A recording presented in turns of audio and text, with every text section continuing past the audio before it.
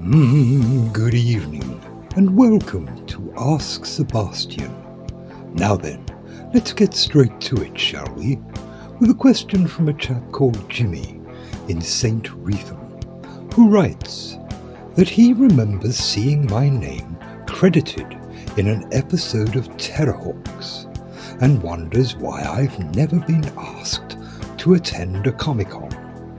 Well, firstly, Jimmy, it's a little presumptuous on your part to think that they haven't asked, because the truth is, I've been asked more times than I care to remember, both here and in the USA. And not just because of Terrorhawks.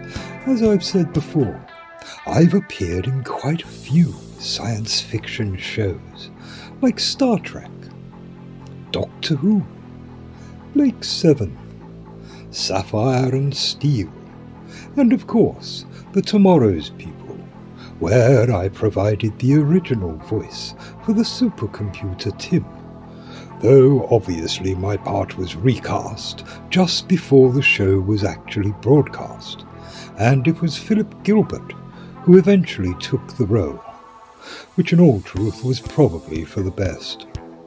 But it's not just science fiction that I've appeared in, as was mentioned by Mrs. Whitaker from Oxford, who asks, did I enjoy playing the villain in an episode of The Bill? Well, Mrs. Whitaker, it's always good to get a part one can sink their teeth into, and the villain, stooge or bad guy, usually has far more depth of character. Mind you, as I recall, we recorded the whole episode one afternoon in Shepherd's Bush. Though I have to say, it was marvellous meeting up with Mark Wingett, who played DC Carver, as I hadn't seen him since we'd appeared in Quadrophenia together. Anyway, let's have another question, and this time it's from someone from my own neck of the woods, so to speak. Mr. Dunn in Autumn, who says that he's heard a rumour that there are plans to make a Hollywood biopic movie of my life.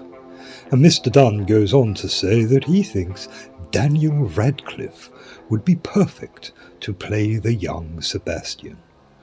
Well, firstly, I have no idea where you heard this rumour, as I personally have heard nothing about it. Not that I would object to the idea if it were handled by the right team. However, as for Daniel Radcliffe playing a young me, I don't think so, no. And finally, continuing the theme, Mr. Edward Birch from Red Hill asks, would I ever consider appearing in a Marvel movie? And if so, who would I play? Now, you might be surprised, Mr. Birch, as I am actually a huge fan of Marvel Comics, and in particular, the X-Men. In fact, many years ago I auditioned for the part of Magneto, only for that role to be offered to Sir Ian McKellen.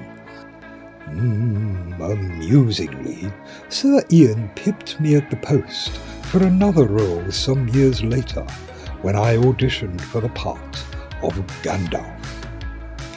And here's something else you might not know. Sir Ian is also a true believer when it comes to pixies and fairy folk. In fact, he's even lent his support to Amelia Conan Doyle in her war on pixies, by not only attending her one-woman show, but also as a guest speaker in said event. Anyway, that's it for this week. Until next time, may the blessings of Mother Compass be upon you.